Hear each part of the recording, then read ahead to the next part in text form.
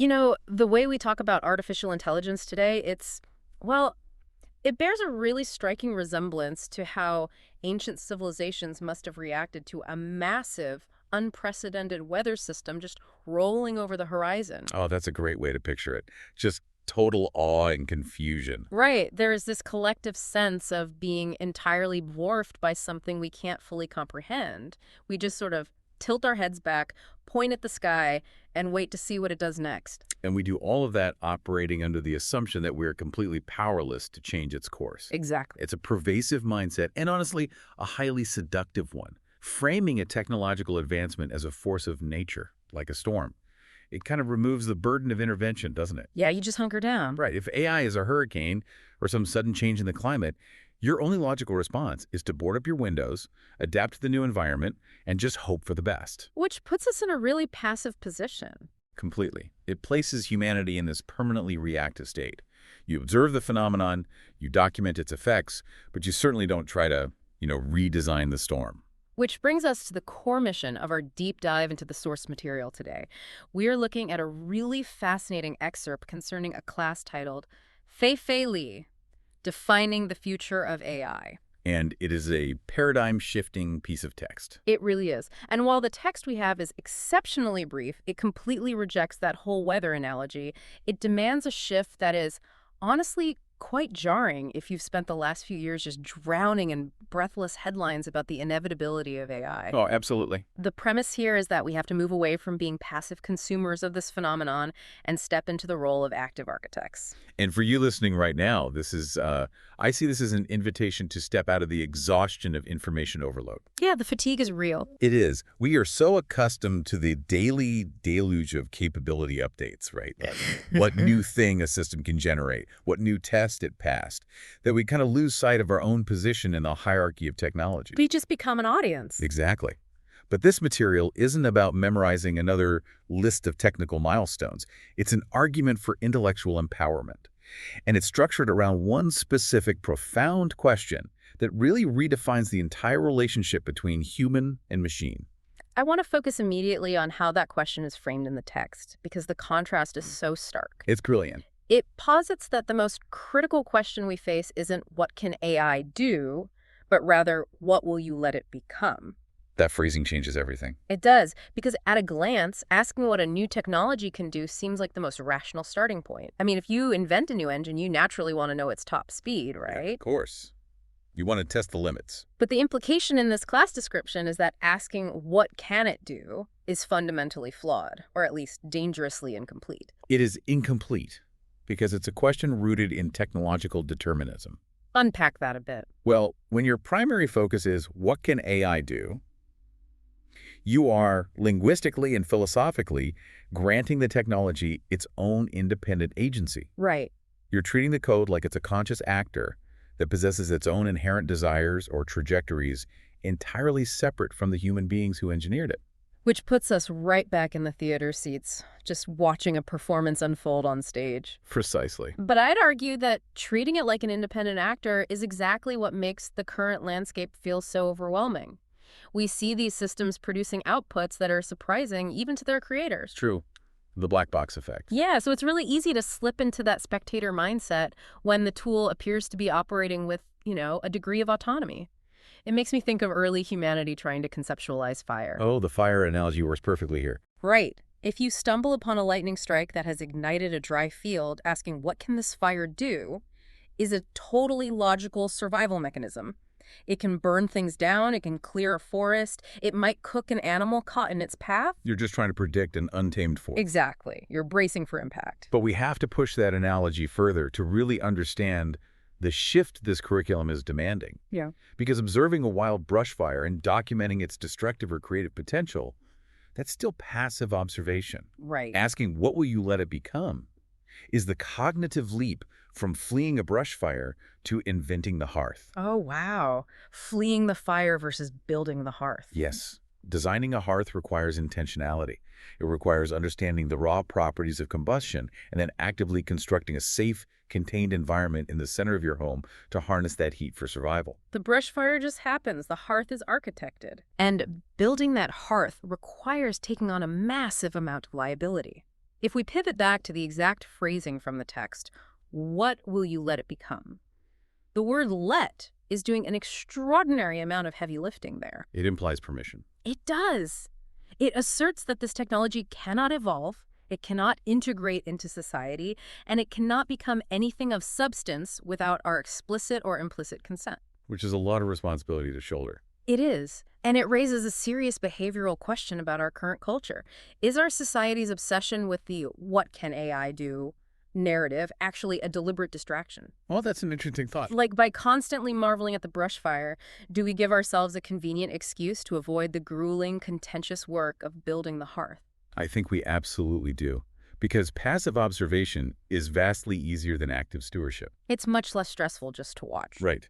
When society focuses purely on the capabilities, the shiny new outputs, the astonishing parlor tricks, we surrender our agency voluntarily, mostly because holding on to it is just too difficult. It takes work. Taking responsibility means navigating competing values, making hard compromises, and, accepting blame when things go wrong. Yeah. If you maintain the illusion that AI is simply a wave washing over us, you are totally absolved of the responsibility of directing it. And this source material is basically attempting to shatter that illusion. Exactly. It's a demand to stop treating the future as an event that happens to you and to start treating it as an environment you have a hand in constructing.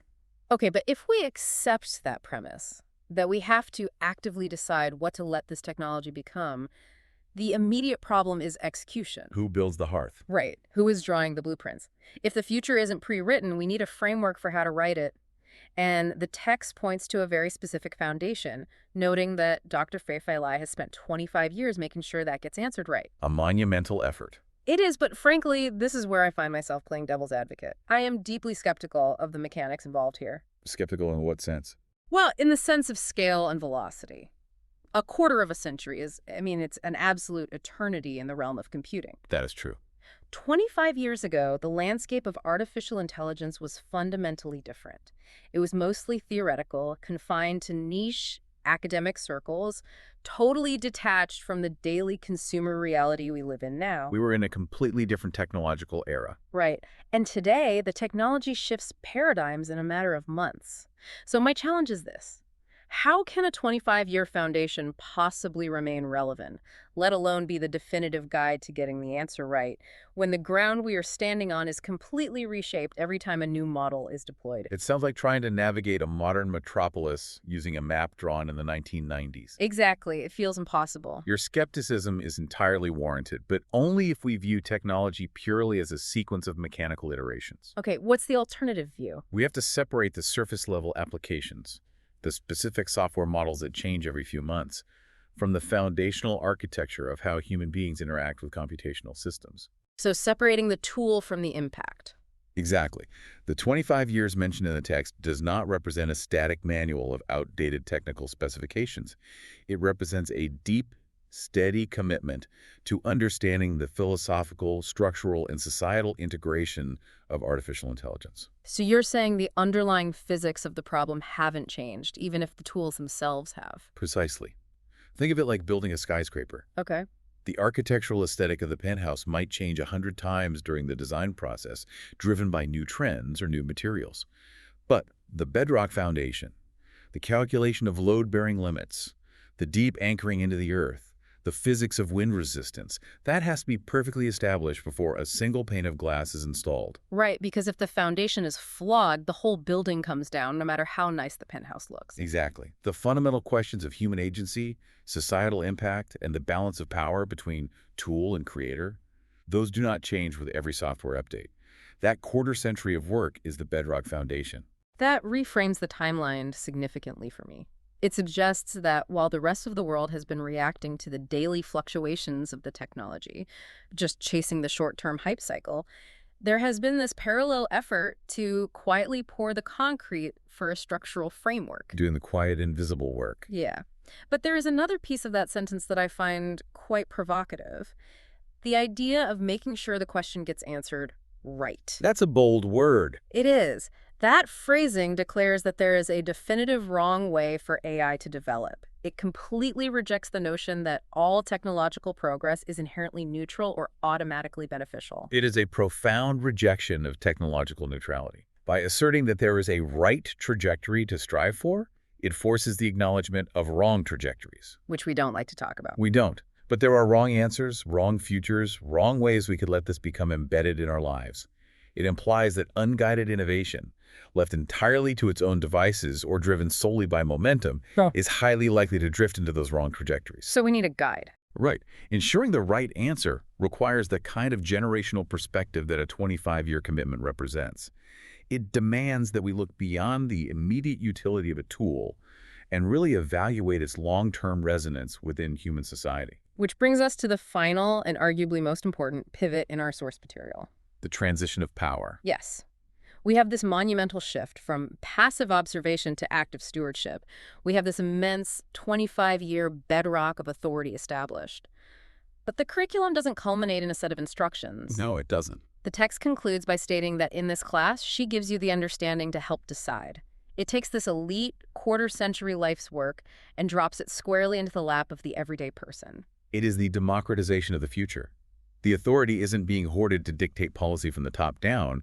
It is being actively distributed. And it is the specific mechanism of that distribution that fascinates me. She's giving you the understanding, not the answers, not a list of regulations, but the understanding. Why do you think that distinction matters so much?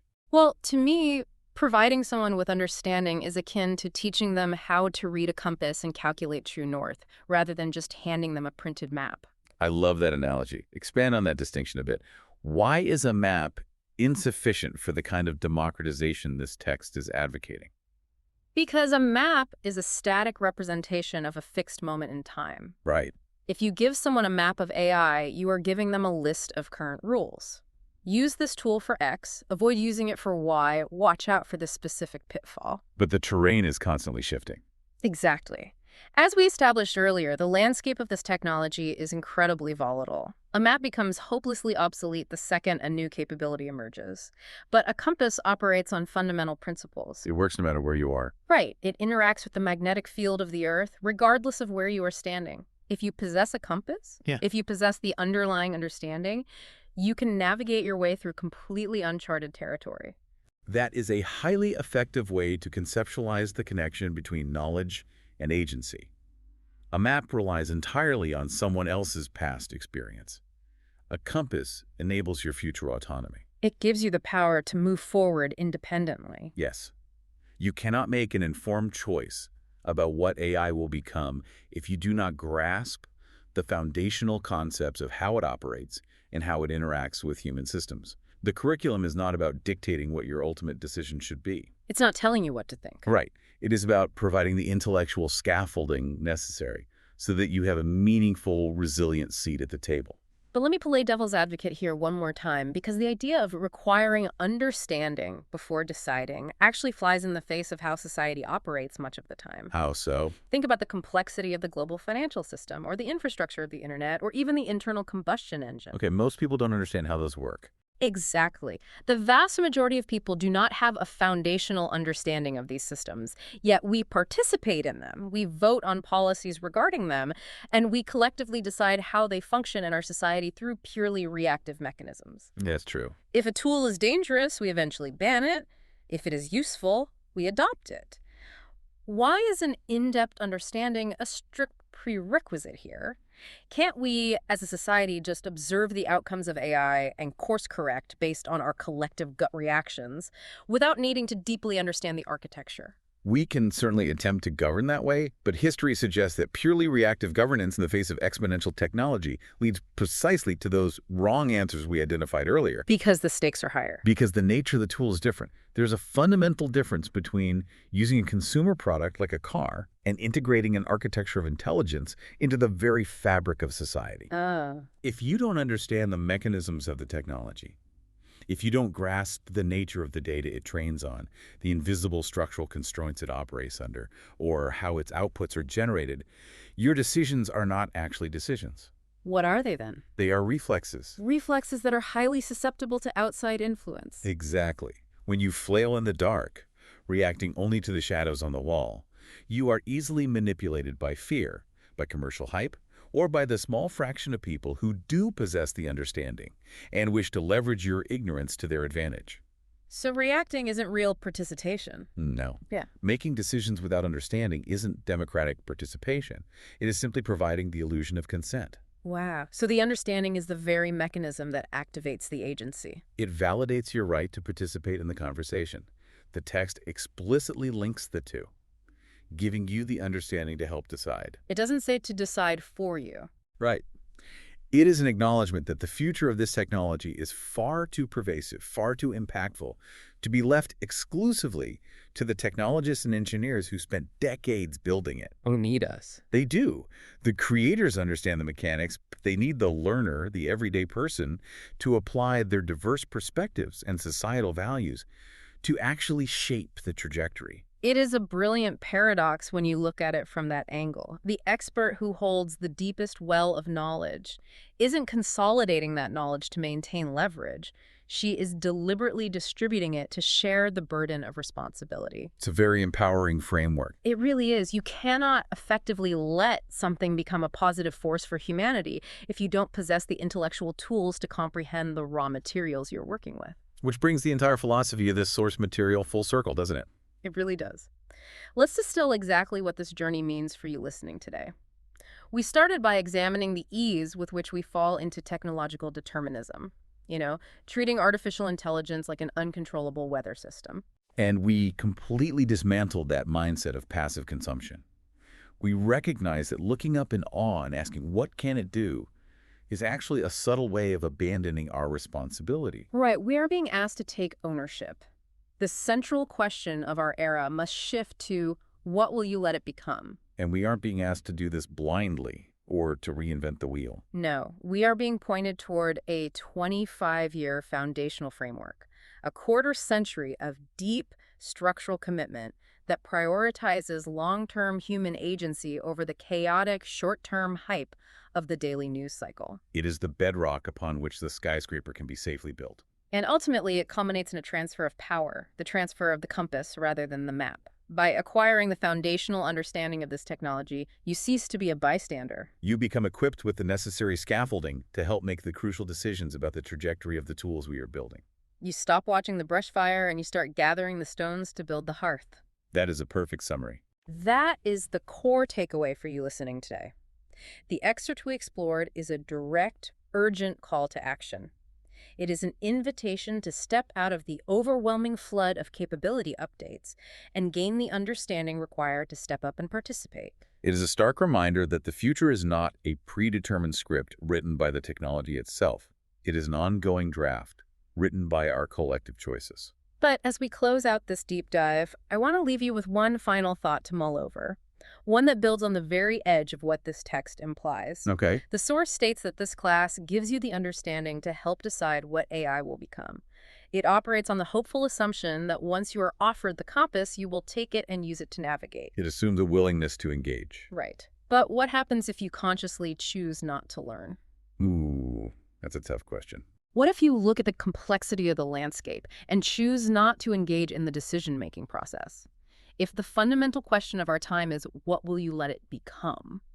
We have to recognize that stepping back and remaining a passive observer is actually a profound decision in itself. It's a choice by omission. Exactly. If you refuse to participate in building the hearth, are you making an active choice to let the fire burn wherever the wind takes it? Is choosing to stay uninformed simply a decision to let other people dictate what AI becomes for you? A vital question to carry forward. I really want you to think critically about that the next time you see the dark clouds of technological change rolling over the horizon. Thanks for taking this deep dive with us. Keep questioning your assumptions, keep seeking out the underlying mechanisms, and remember that the future is not something you wait for. It is something you have to decide to build.